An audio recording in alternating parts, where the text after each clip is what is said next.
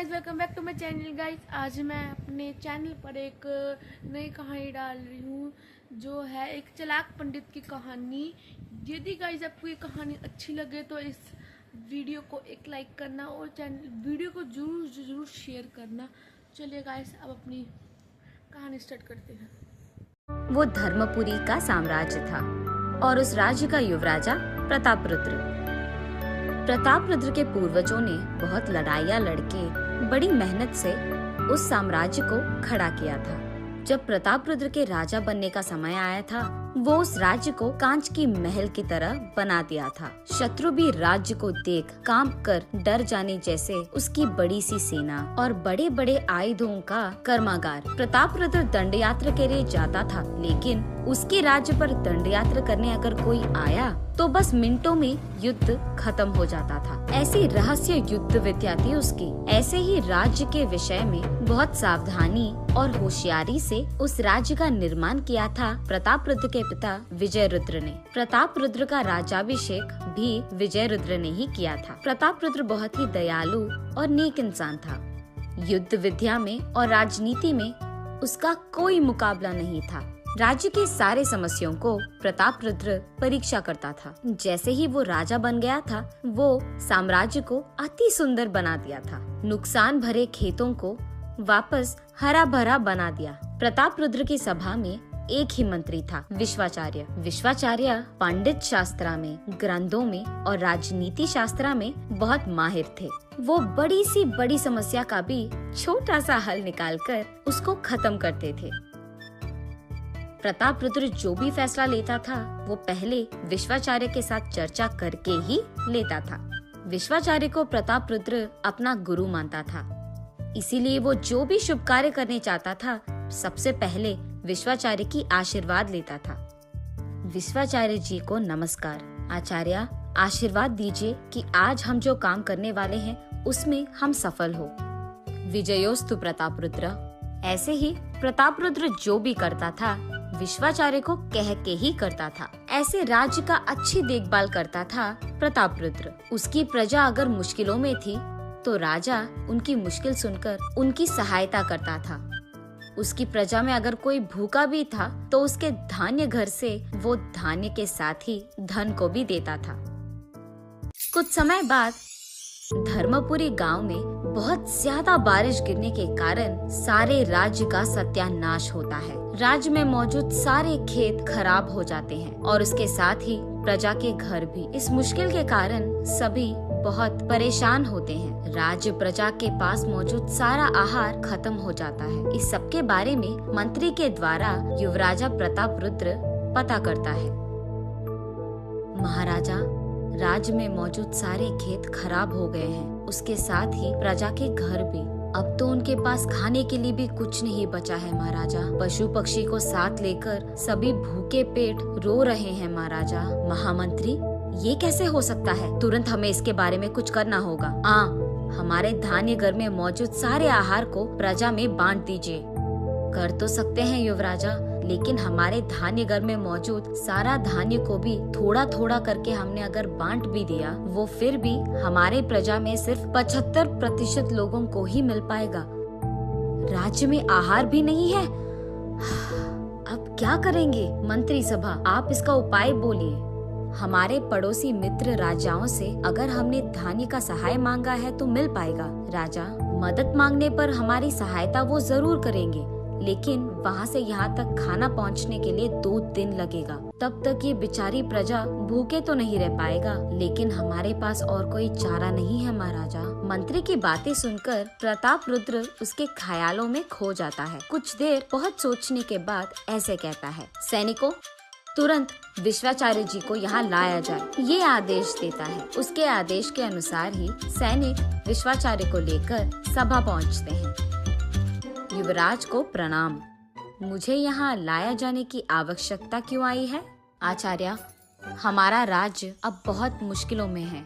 हमारे राज्य में सिर्फ 75% लोगों को हम खाना दे पा रहे हैं। बाकियों को तो ऐसे भूखे नहीं छोड़ पाएंगे। आपको ही कोई उपाय ढूंढना पड़ेगा विश्वाचार्य। प्रतापरुद्र की बातें सुनकर विश्वाचार्य बहुत सोचता है। सोचने के बाद उसे एक योजना मिलती है। अरे रे, इतनी छोटी सी बात, इसको आप मुझ पर छोड़ दीजिए महाराजा। इसका हल भी मैं ढूंढूंगा और प्रजा की भूख भी मैं ही मिटाऊंगा। मेरे साथ बस 10 सैनिकों को भेज दीजिए। ये कहकर वहाँ से चले जाता है विश्वाचार्य। वहाँ से विश्वाचार्य भूखे प्रजा के पास जाकर ऐसे कहता है, सभी सुनिए, तुम सबके पास जो भी गाय मौजूद है उनका दूध निचोड़कर उसे हमारे राज्य की रसोई के पास लेकर आइए और ऐसे ही सैनिकों से भी नष्ट हुए गन्ने के खेतों के पास ले जाकर उसे साफ करवा के जमा किए गन्नों से उसका रस निकलवाता है और उसे भी सैनिक और प्रजा राज्य रसोई में दूध और गन्ने की रस के साथ पहुंच जाते हैं और उस सबको वहां से भिजा देता है विश्वाचार्य। ये सब लाने के लिए धन्यवाद, लेकिन अब तुम यहाँ से जा सकते हो। ये कहकर वहाँ मौजूद बावर्ची से विश्वाचार्य ऐसे कहता है, सुनो, इस दूध और गन्ने से अच्छा गन्ने की मिठाई बनाओ। विश्वाचार्य के आदेश के अनुसार ही बावर्ची गन्ने की मिठाई बनाता है। आचार्य, गन्ने की मिठाई तैयार है। हो गया क्या? ठीक है, अब तुम भी यहाँ से चले जाओ। उस बावर्ची को भी रसोई घर से बाहर बिठाकर विश्वाचार्य उस गन्ने की मिठाई में और थोड़ा गन्ने का रस मिलाता है। रस मिलाकर उस सारी मिठाई को बहुत अच्छी तरह से मिलाकर सैनिकों को वहाँ बुलाता है विश्वाचार्य। सैनिकों, आहार तैयार है, राजा और प्रजा को यहाँ बुलाओ। सभी वहाँ पहुँचते हैं और वहाँ पहुँचते ही वहाँ मौजूद गन्ने की मिठाई को देख बहुत खुश होते हैं। पहली बार सारी प्रजा को थोड़ा थोड़ा करके परोसो, उसके बाद जिन जिन को चाहिए वो आकर दूसरी बार परोसेंगे। लेकिन सारी प्रजा पहली बार खाने से ही पेट भरने के कारण वहाँ से खुशी खुशी चले जाते हैं। आहार सबके खाने के बाद भी बहुत बच जाता है। प्रतापरुद्र को ये बात समझ में नहीं आती है कि जो आहार पहले इस सब प्रजा के लिए काफी नहीं था, वो अचानक सबके खाने के बाद भी इतना बच कैसे गया।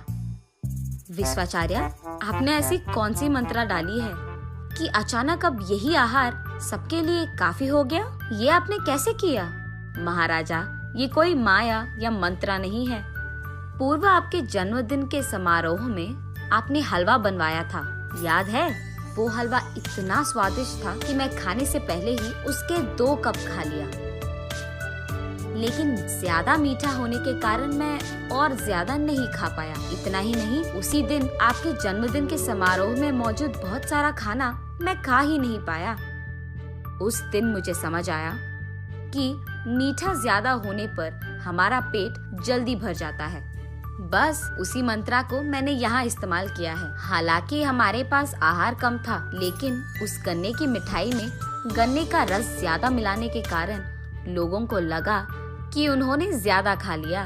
बस इतनी सी समस्या के लिए आप इतने परेशान हो गए। ये सुनकर प्रतापरुद्र विश्वाचार्य को प्रणाम करता है। विश्वाचार्य हंसते हुए वहाँ से चले जाता है। उसके बाद आने वाले आपत्ति के बारे में पहले ही सोचकर प्रतापरुद्र ने उनके धान्य कार्यक्रम में कुछ आहार जमा किया था।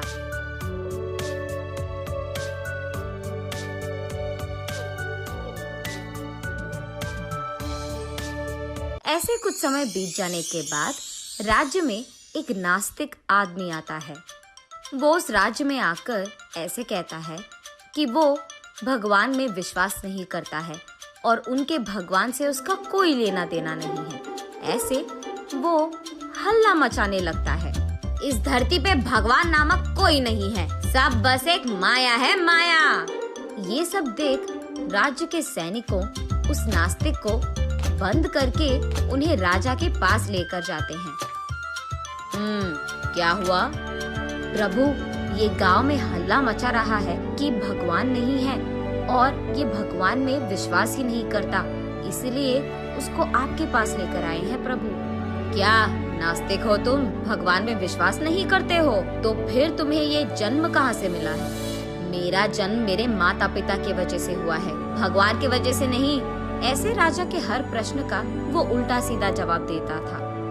ये सुनकर विश्वाचार्य उसके पास जाकर ऐसे कहते हैं, ओ, तो तुम कहते हो कि भगवान नहीं है? हाँ, नहीं है। तो जिस भगवान का हम पूजा करते हैं उनका देन तुम नहीं लेते हो, है ना? हाँ, तुम्हारे भगवान का दिया हुआ कुछ भी मैं नहीं छूऊंगा। मैं सिर्फ मनुष्य के बनाया कुछ छूऊंगा। ओह, ऐसे कहते हो? हाँ, ऐसे ही है। तो फिर तुम सांस लेना बंद कर दो, क्योंकि तुम्हारी ये सांस हमारे पूजे हुए वायु भगवान का है, हनुमान के पिता। वायु को तो किसी मनुष्य ने नहीं बनाया। ये बात सुनकर उस आस्थान में मौजूद सभी हंसने लगते हैं। प्रताप रुद्र के साथ ही उस नास्तिक को भी विश्वाचार्य की बातें सुनकर दंग रह जाते हैं और बोलना बंद हो जाता है। मुझे माफ कीजिए प्रभु, आइंदा ऐसा कुछ नहीं करूंगा। ये देख प्रताप रुद्र विश्वाचार्य का अभिनंदन करता है और विश्वाचार्य वहाँ से हंसते हुए चले जाता है। तब से विश्वाचार्य की बातें और उनके किए काम के बारे में सभी बहुत अच्छा बोलते थे।